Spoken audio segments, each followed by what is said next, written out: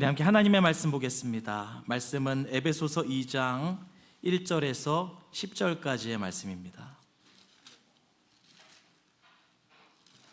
신약성경 에베소서 2장 1절에서 10절까지의 말씀, 신약성경 310페이지에 있습니다. 우리가 하나님의 말씀을 경외함으로 자리에서 일어나셔서 다 같이 한 목소리로 말씀 봉독합니다. 그는 허물과 죄로 죽었던 너희를 살리셨도다. 그때 너희는 그 가운데서 행하여 이 세상 풍조를 따르고 공중의 권세 잡은 자를 따랐으니 곧 지금 불순종의 아들들 가운데서 역사하는 영이라. 전에는 우리도 다 그 가운데서 우리 육체의 욕심을 따라 지내며 육체와 마음에 원하는 것을 하여 다른 이들과 같이 본질상 진노의 자녀이었더니 긍휼이 풍성하신 하나님이 우리를 사랑하신 그 큰 사랑을 인하여 허물로 죽은 우리를 그리스도와 함께 살리셨고 너희는 은혜로 구원을 받은 것이라. 또 함께 일으키사 그리스도 예수 안에서 함께 하늘에 앉히시니 이는 그리스도 예수 안에서 우리에게 자비하심으로써 그 은혜의 지극히 풍성함을 오는 여러 세대에 나타내려 하심이라. 너희는 그 은혜에 의하여 믿음으로 말미암아 구원을 받았으니 이것은 너희에게서 난 것이 아니요 하나님의 선물이라. 행위에서 난 것이 아니니 이는 누구든지 자랑하지 못하게 함이라. 우리는 그가 만드신 바라 그리스도 예수 안에서 선한 일을 위하여 지으심을 받은 자니 이 일은 하나님이 전에 예비하사 우리로 그 가운데서 행하게 하려 하심이니라. 아멘. 자리에 앉으시겠습니다. 우리가 지난 2주에 걸쳐서 에베소서 1장의 말씀을 함께 나누었습니다. 그래서 창세전부터 우리를 택하시고 예정하신 하나님, 그리고 그분의 계획을 따라 우리를 주님의 몸된 교회로 세워주신 그 은혜에 대해서 함께 말씀을 나누었는데요. 그런데 여러분, 우리의 신분, 또 우리 교회라고 하는 이 모임은 이토록 영광스러움에도 불구하고 막상 우리가 예배당 문을 나서서 일상으로 돌아가면 어떻습니까? 거창한 진리가 내 삶의 피부로 잘 와닿지 않을 때가 있습니다.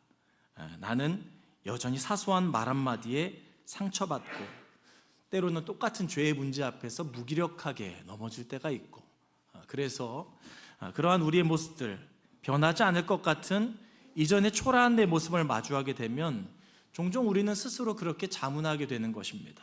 하나님이 나를 선택하셨다고 했고 나를 구원하셨다고 했는데 왜 내 삶은 여전히 이 모양일까?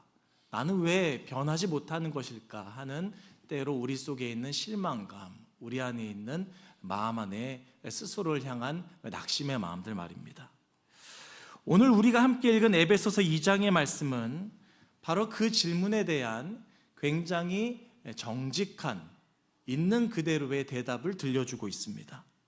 그래서 1장 말씀은 굉장히 이상적인 말씀이었습니다. 1장을 읽을 때 우리는 가슴이 벅차고요, 뭔가 우리 안에 큰 소망이 생기고, 그래서 그 가운데에서 뭔가 교회의 청사진을 함께 바라보며 그래, 저길 향해서 나아가야겠다라고 생각하게 되는가 하면, 여기 2장의 말씀을 보게 되면 이 말씀은 오늘 우리가 처한 저기 앞에 보이는 아름다운 청사진이 있음에도 불구하고 내가 여기 서 있는 지금 이곳은 생각보다 참 진흙탕 같고, 그래서 어찌할 바를 알지 못하는 것 같은 그러한 우리의 있는 모습 그대로의 현실을 보여주고 있더라는 것입니다. 그런데 여러분, 우리가 실망하지 말아야 할 것은 성경이 여기 우리의 현실을 적나라하게 말씀해주고 있는 이유는 그래서 거기 그렇게 살아라 라고 하는 것이 아니라 이 처음 첫 출발선 여기에 서야, 그러니까 예수님의 이 삶으로 말하자면 십자가를 지나야 부활이 있음을 말씀하시고자 하는 것입니다.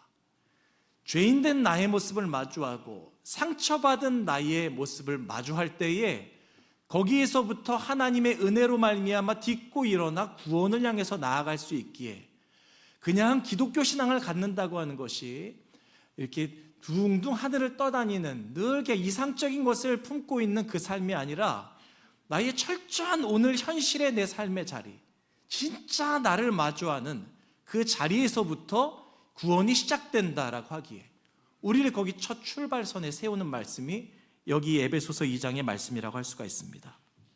그래서 오늘 이 말씀, 우리가 지난 1장을 살펴볼 때에는 부푼 꿈을 가지고 살펴보았지만 오늘은 다시 한번 오늘 우리의 현실의 자리로 돌아와서 다시 한번 차곡차곡 하나님의 뜻을 좀 생각해 보고자 합니다. 그래서 먼저 1절 말씀 보시게 되면요, 여기 말씀에서 바울은 우리의 과거에 대해서, 그러니까 주님을 믿기 전에, 구원받기 이전의 우리의 모습에 대해서 굉장히 냉정하게 말하고 있습니다. 그는 허물과 죄로 죽었던, 그러니까 예수님 믿기 전에 우리 삶에 대해서 뭐라고 말하는가 하니 죽었었다고 말하고 있습니다. 조금 아팠다거나 도덕적으로 조금 결함이 있었다, 약간 모자랐다 정도가 아니라 죽어 있었다, 다 끝났었다라고 말씀하는 것입니다. 성경이 죄의 삭은 사망이라고 말씀했던 것처럼 모든 사람은 죄를 범하였음에 하나님의 영광에 이르지 못하더니 라고 하는 성경의 말씀 그대로 오늘 에베소서 2장의 말씀은 우리가 예수 그리스도를 믿기 전에 우리의 삶이 죽은 자였음을, 구원받을 수 있는 가능성이 우리 안에 1%라도 있는 것이 아니라 아예 그것이 전무했음을 우리 가운데 이야기하고 있습니다. 그래서 만약 내가 그리스도인이라고 할 때에 내 안에 생각하는 것 중에 나는 전에도 그래도 좀 괜찮은 사람이었는데 이 기독교에 내가 귀의해서 인격 수양을 잘 해가지고 나는 좀 더 나은 사람이 되겠다, 내가 좀 더 지금의 모습에서 부족한 것들을 채워가지고 더 단단하게 나를 세워보겠다라고 하는 우리 안에 마음을 가지고 있다고 한다면 여러분 죄송합니다만 잘못 믿으신 겁니다. 여러분 그렇지가 않고요, 우리는 애초에 그리스도교, 예수 그리스도 앞에 이 신앙에 귀의한다고 하는 것은 이전에 나의 삶은 죄로 인하여 죽은 삶이었음을 고백하는 것에서부터 시작하더라는 것입니다. 니고데모가 요한복음 3장 말씀에서 보면 그 당시에 사내들인 공의회의 의원이었거든요. 당시 이스라엘은 이 정치와 종교가 서로 합쳐져 있었기 때문에 정치 지도자가 곧 종교 지도자였습니다. 근데 그 중에서 사내들인 공의회라고 하는 것은 오늘날로 말하면 국회의원 같은 거예요. 그러면서 종교적으로도 굉장히 덕망받는, 존경받는 지도자였던 것입니다. 근데 그가 그 마음 안에 답답함을 가지고 밤중에 예수님을 찾아왔거든요. 그리고 그를 향해서 예수님이 하신 말씀은 사람이 거듭나지 않으면, 그러니까 다시 태어나지 않으면 하나님의 나라를 볼 수 없다라고 말씀하셨습니다. 그래도 당시에 종교 지도자이고 국회의원 정도 됐으면은 몇 가지만 조금 추가해가지고 잘하면 그렇게 하면 될 것 같아요, 돌아가세요 라고 했던 것이 아니라 처음부터 다시 시작해야 된다, 예수 그리스도 안에서 새롭게 태어나야 함을 그에게 말씀하셨던 것을 우리가 생각해 볼 필요가 있습니다. 그래서 여러분 오늘 이 아침 제가 좀 우울한 이야기를 드립니다만 어쩔 수 없습니다. 기독교의 신앙은 여기에서부터 출발하기 때문입니다. 우리는 본래 죄로 말미암아 죽을 수밖에 없는, 멸망할 수밖에 없는 죄인이었습니다. 그래서 2절과 3절 말씀을 보시게 되면 여러분 우리는 죽어 있었기에 세상의 죄의 이 조류에, 세상에 있는 여러 가지 쾌락과 마귀의 속삭임의 그 물결에 이리저리 흩날리며 살던 사람들이었습니다.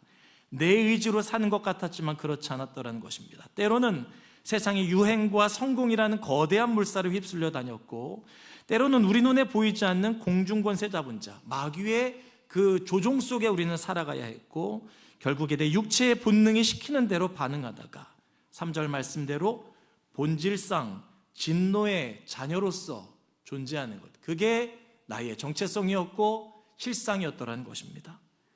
스스로 구원할 가능성이 조금도 남아있지 않은 것. 그런데 여러분 에베소서 말씀은 우리 가운데 그렇게 초청하고 있습니다. 이것을 내가 인정하고 나의 현실을 그대로 받아들이는 거기에서부터 역설적이게도 하나님의 구원, 이 복음이 비로소 나에게 하나님의 절실한 나의 생명의 말씀으로 다가오게 된다고 하는 것을 가르쳐주고 있더라는 것입니다. 그래서 오늘 본문 1절에서 3절의 말씀까지는 칠흑 같은 어두움을 말씀합니다. 그리스도의 복음이 아니고서는 우리를 위해서 자신의 생명을 내어주신 그 예수 그리스도가 아니고서는 우리 안에 어떠한 구원의 가능성도 없음을 있는 그대로 적나라하게 보여주고 있습니다. 그런데 여러분, 4절 말씀이 열리는 순간 이 모든 것이 반전되는 위대한 빛이 터져 나옵니다. 우리말 성경에는 번역되지 않았지만 헬라어 원문을 보면 사실 4절 말씀 앞에는 그러나라고 하는 접속사가 들어 있습니다. 그러니까 다시 읽게 되면 그런 것입니다. 본질상 진노의 자녀이었더니 그러나 긍휼이 풍성하신 하나님이 우리를 사랑하신 그 큰 사랑을 인하여. 그러나라고 하는 접속사는 무언가 뒤집어질 때 사용하는 접속사이잖아요. 앞에까지 여러분 주어는 계속 나였습니다.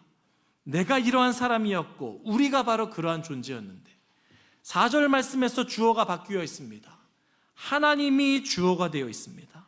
그래서 인간으로부터 시작되는 우리의 삶의 가능성은 죄로 말미암아 죽을 수밖에 없는 길 가운데 놓여 있었으나 4절 말씀에 그러나 이제 하나님께서 당신의 일을 행하기 시작하셨을 때 하나님이 죄악으로 말미암아 관영한 이 세상 가운데에 하나님께서 거기에 관여하시기 시작하셨을 때 거기 주님의 손길이 닿기 시작한 그 순간에서부터 그 비참한 형실이 깊고 풍성한 소망 가운데로 바뀌어졌노라고 말씀하고 있더라는 것입니다. 그리고 이것이 바뀌어지는 시점에 있어서 우리 한 가지 질문해 보아야 할 것이 있다면 하나님이 그럼 왜 개입하셨는가? 그분은 죄 없으시고 부족할 것이 없으시고 흠이 없으신 그분이 지은 인간이 스스로 하나님을 떠나 죄악 가운데 뒹굴던 우리 이 세상 한복판을 향하여서 왜 굳이 개입하실 이유가 있겠는가? 그것은 여러분 우리 안에 뭔가 쓸만한 구석이 있기 때문이 아니라 4절 말씀에서 보니까 우리를 사랑하신 그 큰 사랑으로 인하여서 우리가 아직 죄인 되었을 때에 죄인된 우리를 십자가에서 죽기까지 사랑하심으로 그 사랑을 확증하신 그 하나님의 사랑으로 그 사랑으로 인하여서 우리 가운데 찾아와 주셨더라는 것입니다. 그분의 긍휼, 그분의 사랑 때문에 여러분 하나님께서는 우리의 인생 가운데 개입하여 주셨음을 믿으시기를 바랍니다. 그래서 우리가 죄인 되었음에도 불구하고 우리 안에 어떤 구원의 가능성이 없었음에도 불구하고 우리를 사랑하신 하나님으로 인하여서 우리 안에는 놀라운 역사가 일어나게 되었습니다. 그래서 이제 그 역사가 어떤 것인지를 이제 이후에 쭉 이어서 설명하고 있는데요. 특별히 5절과 6절 말씀에서 보면 그 변화는 먼저 이러한 것입니다. 함께라는 단어가 3번 반복됩니다. 그리스도와 함께 살리셨고 그리스도와 함께 일으키셨고 함께 하늘에 앉으셨다라고 말씀하고 있는데요. 모든 여기 동사가 다 과거 완료형으로 되어 있습니다. 우리는 이미 그리스도와 함께 살리심을 받았고 일으켜졌고 하늘에 앉혀졌다는 것입니다. 오늘 우리가 여기 안디옥 교회 예배당에 앉아 있습니다만 여러분 우리가 기억할 것은 오늘 말씀에서 보니까 이미 우리의 신분은 그분의 십자가와 함께 같이 우리는 옛자는 죄인된 우리의 옛 모습은 못 박혀 죽은 것이고 그리스도의 부활과 함께 우리는 다시 산 자가 되었고 그뿐만이 아니라 하나님 나라 그분 왕의 자녀로서 하나님의 자녀로서 우리는 거기 이미 앉아있는 자임을 성경은 우리 가운데 선언하고 있더라는 것입니다. 그러니 여러분 오늘 나의 인생에 대해서 생각할 때 우리는 이렇게 기억하고 생각해야 됩니다. 왕의 자녀가 잠시 타국에 나가서 고생을 한다고 해서 왕의 신분이 사라지지 않는 것처럼 오늘 이 땅을 살아갈 때 우리가 때로는 고난의 시간들을 지나고 때로는 연약하여 때로 넘어지는 아픔과 실패의 순간들이 있을지언정 하늘 보좌에 앉은 자라고 하는 우리의 존귀한 신분은 흔들림이 없다는 것입니다. 결코 취소할 수 없더라는 뜻입니다. 그러니까 여러분 이것이 먼저는 우리에게 얼마나 든든한 위로이겠습니까? 그래서 그렇다고 한다면 여러분 이 엄청난 구원, 우리가 이미 구원받아 하나님의 자녀가 된 이 권세는 우리 가운데 어떻게 주어지는지에 대해서 이어서 성경은 말씀하고 있습니다. 8절 말씀에서 보니까 너희는 그 은혜에 의하여 믿음으로 말미암아 구원을 받았으니 이것은 너희에게서 난 것이 아니요 하나님의 선물이라 라고 말씀합니다. 여러분, 모든 종교가 다 거기서 거기라고 말하지만 제가 선명한 다른 점을, 기독교 신앙의 다른 점을 한 가지 말씀드리자고 한다면, 대부분의 종교는 나는 행한다, 고로 나는 구원받는다 라고 하는 원리를 가지고 있습니다. 잘 행해서 선을 행하고 덕을 쌓고 여러 나눔과 베품을 실천하여 이 공로를 가지고 내가 구원을 받겠다. 잘 이렇게 공을 닦고 무언가를 쌓으면은 그거를 갸륵하게 봐주셔서 나를 구원해 주시겠지. 혹 여러분 기독교 신앙을 가지고 계시면서 내가 구원받는 이유를 내가 무언가를 잘했기 때문에, 착하게 살았기 때문에, 덕을 쌓았기 때문에 구원받는다고 생각하신다면 죄송합니다 여러분, 잘못 믿으신 겁니다. 성경은 한 번도 그렇게 말씀한 적이 없습니다. 여러분, 성경은 말하는 것은, 복음은 나는 구원받았다, 그래서 나는 행한다입니다. 뒤집어져 있습니다. 나는 행한다, 그래서 구원받는다가 아니고, 기독교 신앙은 나는 구원받았다, 그래서 나는 행한다라는 것입니다. 여러분, 오늘 말씀에서 보니까 우리는 나의 행함이 아니라 전적인 하나님의 은혜로 구원을 받습니다. 그렇기 때문에 구원이 하나님의 선물이라고 오늘 성경에 말씀하고 있는 것입니다. 선물은 무엇입니까? 조건 없이 주는 것입니다.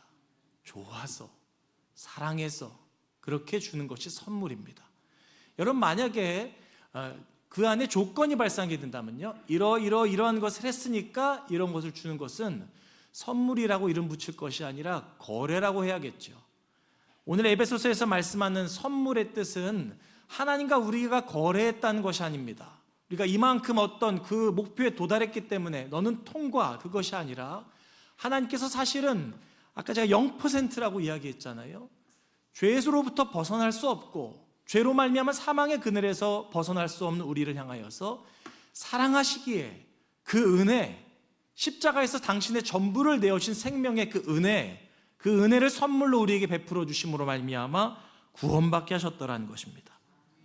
그래서 여러분, 언젠가 우리가 천국문에 이를 때에 그 앞에서 제가요 교회 봉사를 얼마나 많이 했는지 아시죠? 그러니까 저 들여보내주세요 라고 말하실 수 없다는 것입니다. 제가 성경을 여러 번 통독했습니다. 그러니까 저 들여보내주세요. 제가 하루에 기도를 이렇게 여러 시간 했습니다. 저를 좀 들여보내주세요 라고 말할 수 없다는 것입니다. 예수 그리스도의 은혜로 우리는 구원받습니다.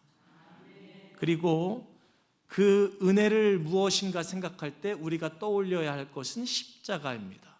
내가 어떤 은혜를 받았는가? 무엇도 그 죄의 문제를 해결할 수가 없고 거기 안에 있는 나의 이 깊은 이 멸망할 수밖에 없는 문제를 해결할 수 없을 때에 하나님이 무엇으로 은혜를 베푸셨는가? 아들 예수 그리스도를 이 땅 가운데 보내어 주시고 그분께서 십자가에서 당신의 전 삶을 온전히 내어주신 그 은혜로 말미암아 우리가 살았더라는 것입니다. 그래서 이것을 깊이 생각할 때 이 은혜로 내가 구원받았구나, 내가 그냥 툭 하고 말 한마디 하면 구원받는다 이거지, 이것이 아니고요, 하나님께서 당신의 아들을 깊이 사랑하시는 그 아들을 우리 가운데 보내주시고 그 아들의 피값으로, 그 생명의 값으로 내가 살았다라고 하는 은혜를 생각할 때마다 이게 너무 감사해서, 너무 내 안에 이것이 가슴이 벅차서, 그래서 행하는 것이 그리스도인입니다. 그래서 선을 행하고 감사하기 때문에 하나님 앞에 예배하고 무언가를 희생할 줄도 알고 섬길 줄도 알고 헌신할 줄도 알고요. 구원 못 받을까 봐 노심초사하면서 이거 안 하면 또 어떻게 되는 거 아니야? 이건 여러분 기독교 신앙이 아닙니다. 이미 십자가의 은혜로 구원받은 그 감사 가운데에서 우리가 하나님을 향하여 감사의 마음으로 무언가를 끊임없이 주님의 뜻대로 살아가고자 하는 것, 이것이 기독교 신앙이더라는 것입니다. 그래서 여러분, 우리가 그 은혜를 인하여 믿음으로 구원받는 자일진데, 그래서 여러분들의 신앙의 여정 가운데에서 더 이상 우리 안에 노심초사하며 지옥 갈까 봐, 천국 가지 못할까 봐 불안해하는 성도들이 참 없었으면 좋겠습니다. 뭐 하나 실수했다고 구원에서 이탈될까 봐 걱정하는 성도가 없었으면 좋겠습니다. 우리는 십자가 보혈 아래에 있습니다. 우리는 하나님의 그 크신 은혜 안에 머문 하나님의 자녀들입니다. 다만 이것을 진짜 믿는다고 한다면 가볍게 살 일이 아닙니다, 여러분. 예수님이 십자가의 은혜를 짊어지고 사는 우리가 어찌 허투루 살 수 있겠으며 어디 내 마음대로 살 수 있겠습니까? 우리는 그 은혜에 감사하며 나에게 그 전부를 내어주신 하나님 앞에 내가 어떻게 오늘의 나의 삶을 살 수 있을까를 마땅히 고민하며 사는 자들이 되어야 할 줄로 믿습니다. 그리고 끝으로 오늘 이제 그 최종 말씀의 결론인데요, 그렇게 죄로 말미암아 죽음의 권세 아래, 죄의 권세 아래, 마귀의 권세 아래 놓였던 우리가 마침내 어떻게 결론 지어졌는가 하니, 여기 10절 말씀에 우리는 그가 만드신 바라라고 말씀하고 있거든요. 여기 그가 만드신 바라라고 할 때 이 만드신 바라는 단어는 헬라어로 포이에마라고 하는 단어인데요, 작품 이런 것입니다. 심혈을 기울여서 만든 작품. 그래서 포이에마, 그 영어 단어 중에 포임이라고 하는 시가 있잖아요. 사람이 아름답게 써낸 시, 거기에는 포임이 여기 포이에마에서부터 온 영어 단어라고 해요. 헬라어가 모든 서양의 단어들은 다 기초가 되어 있으니까. 그래서 여기 우리는 그가 만드신 바라라고 할 때 이 말씀은 애초에는 우리가 진노의 자녀였고 죽음의 권세 아래 놓인 우리였으나 하나님 안에서 결론 맺어지는 것이 무엇인가 하면 우리는 다 하나님의 심혈을 기울여서 친히 빚으신 작품이다. 이것이 오늘 예수 그리스도 안에 은혜 받아 구원받은 우리의 정체성입니다.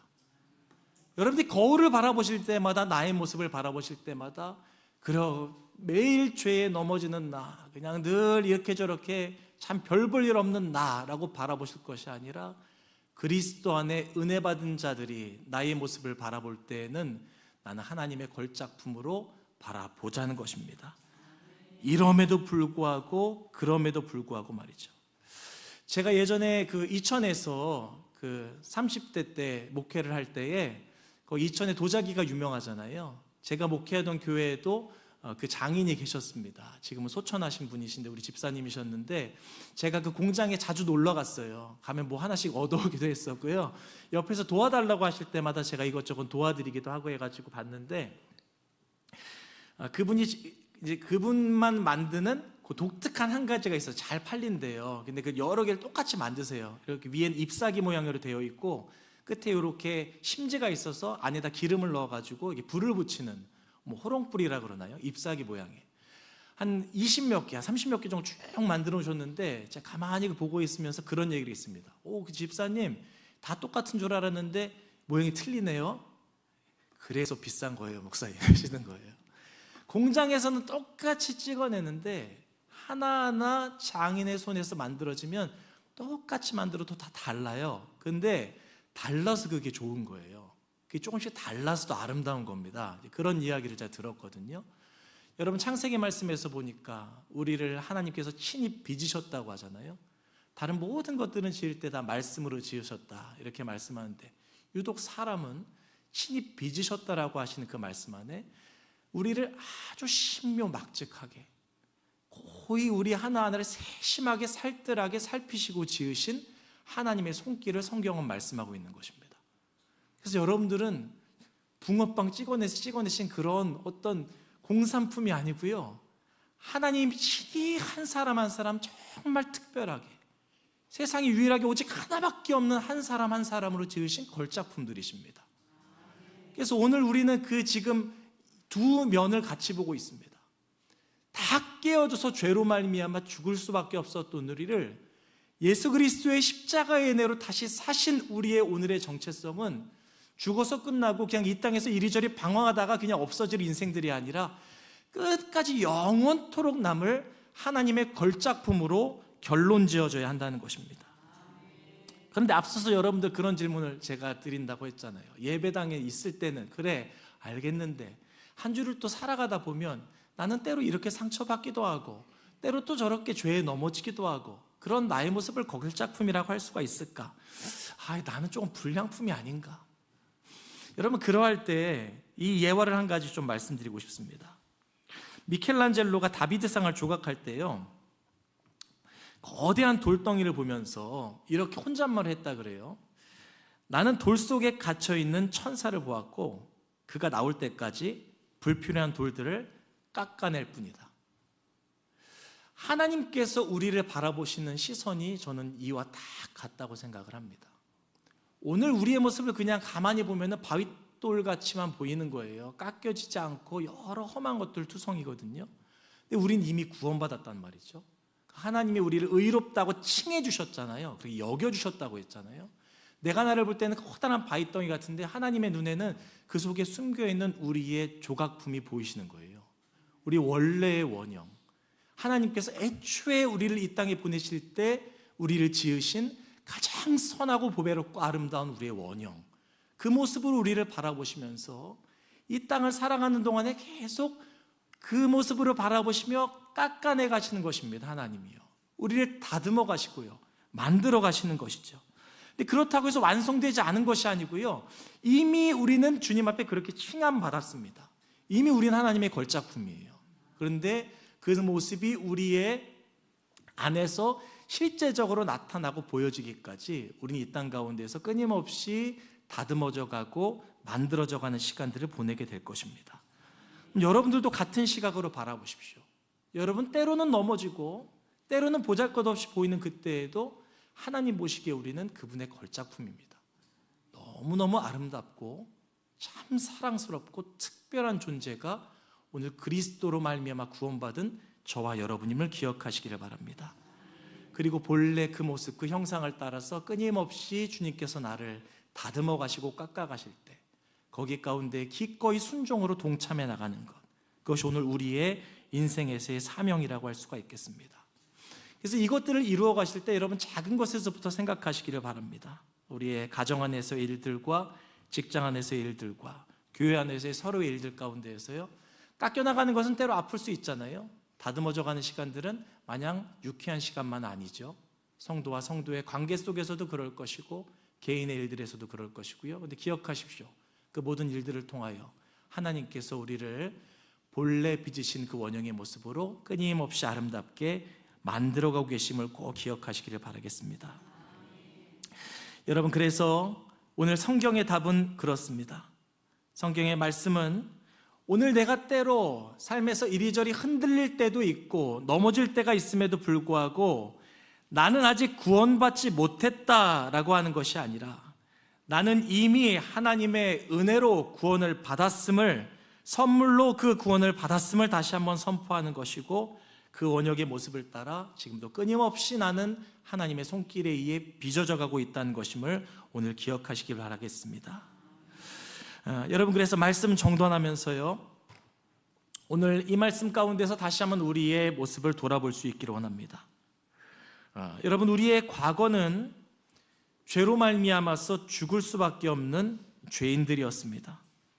그러나 우리의 삶에는 위대한 반전이 있습니다.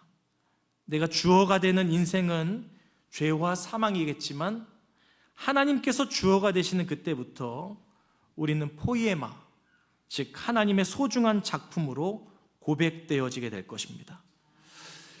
올해 우리 안디옥 교회 2026년도 표어 함께 지어져가는 교회, 이것들을 우리가 다시 한번 가만히 우리 되새겨보게 될 때 함께 지어져가는 과정이 우리 각 사람이 하나님의 걸작품으로 빚어져가는 과정과 함께 맞물려가게 될 것입니다. 용서받은 죄인들의 모임, 여러분, 이 모임 가운데에서 우리 안디옥 교회가 계속해서 아름답게 지어져가는 하나님의 공방임을 잊지 않았으면 좋겠습니다. 그래서 올 한 해 살아가실 때 이렇게 저렇게 실망하기보다는 거울을 마주하실 때마다 하나님의 진리를 나를 향하여서 선포해 주십시오. 너는 누가 뭐래도 하나님의 걸작품이야. 하나님께서 예수 그리스도의 그 생명의 값을 지불하고 사신 하나님의 가장 소중한 존재라고 거울을 보시면서 말씀해 주십시오. 왜 그래야 되는가 하면요, 앞서 말씀드렸죠.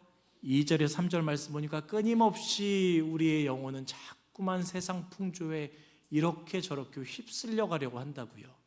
그러할 때 하나님의 말씀을 굳게 붙들고 그 말씀 안에 거하며 하나님의 작품으로 우리는 지어져 가야 하는 것입니다.